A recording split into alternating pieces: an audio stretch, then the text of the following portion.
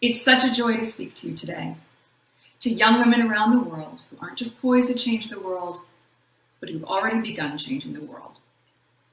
Last month, I had a chance to speak to the 2020 class at my high school alma mater, which is an all-girls school in Los Angeles. And I said that they shouldn't see their graduation as an ending, but rather as a beginning. The beginning of a journey where they can now harness their work, their values, and the skills, all the skills that they've learned, to rebuild the world around them.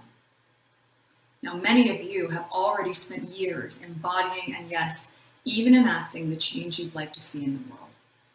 Yet the opportunity that lies ahead for you is the same one that those graduates and millions of young women around the world have as well. I want to share something with you. It's that those in the halls and corridors and places of power, from lawmakers to world leaders to executives, all of those people, they depend on you more than you will ever depend on them. And here's the thing. They know this. They know that all of you at a younger age than any modern comparison are setting the tone for an equitable humanity, not figuratively, literally. This is a humanity that desperately needs you, to push it, to push us forcefully in a more inclusive, more just, and more empathetic direction, and to not only frame the debate, but to be in charge of the debate. On racial justice, on gender, climate change, mental health and well-being, on civic engagement, on public service, on so much more. That's the work that you are already out there doing. Girl Up members are organizing Black Lives Matter protests around the world. You're creating films. You're creating films to encourage your peers to become activist leaders. You are reforming the criminal justice system. You are telling your school boards, we need more mental health resources for all ages. You're leading coalitions to end gun violence. You are standing up and demanding to be heard, yes, but you are also demanding to own the conversation.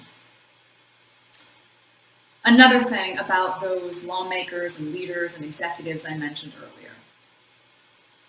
Now, many of them, better or worse, they don't listen until they have to, because the status quo is easy to excuse and it's hard to break. But it will pull tightest right before snapping. Women have always historically gotten a lot of, well, that isn't how it's done, or yeah, that's an idea, but you know what, we're going to do this instead. But when do we hear that as women? We hear that in the moments that we challenge the norms.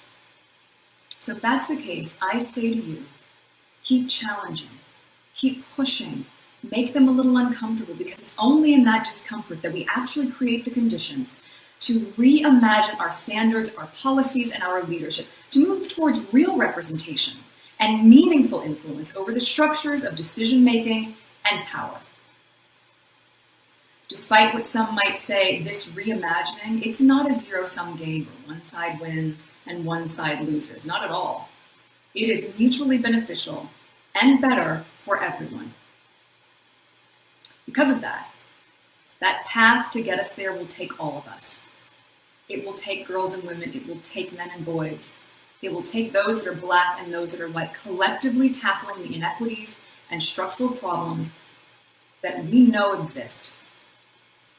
I believe we are on the precipice of transformation.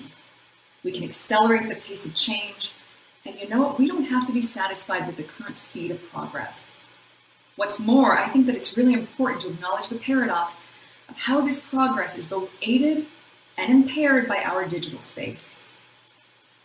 Your generation is often referred to as the digital natives, and you understand that our online world has the power to affirm and support as much as it does to harm.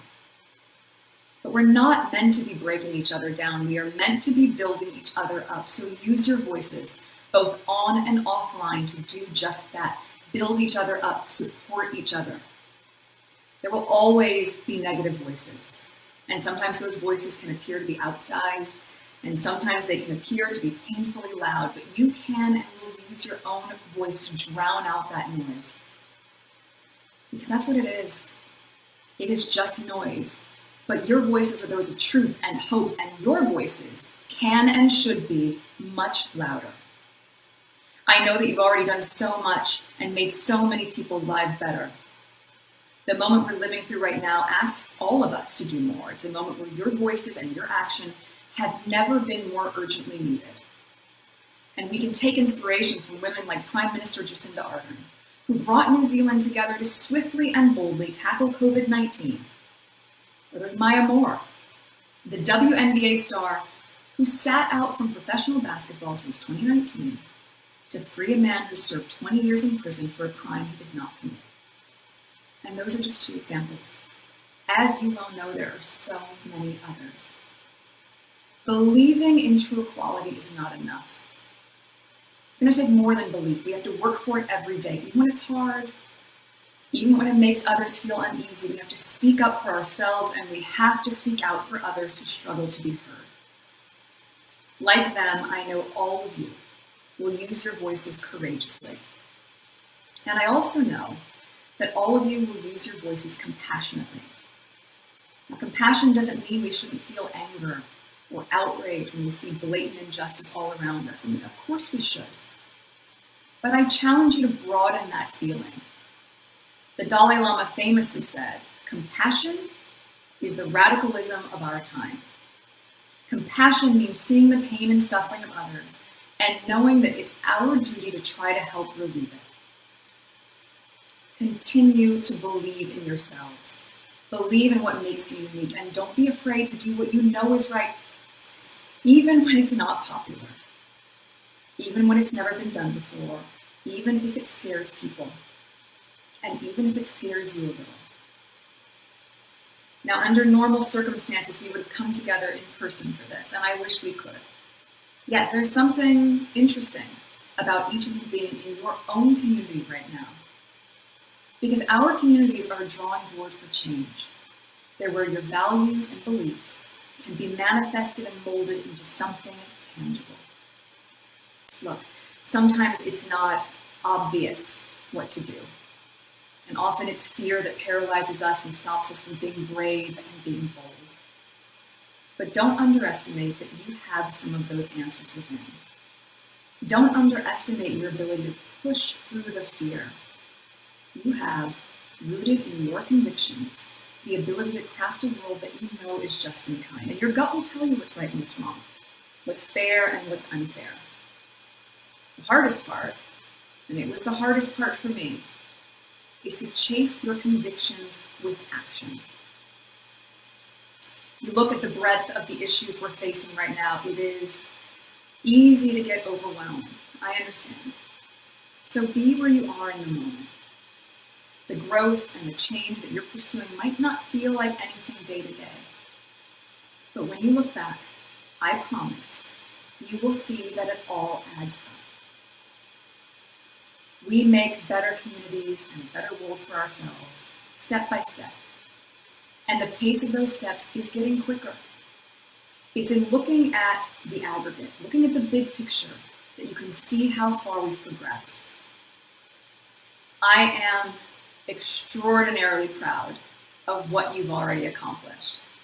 Please continue to honor the conviction and the compassion that's awoken within you. I will be cheering you on, so will my husband, so will Archie, as you all continue marching, advocating, and leading the way forward.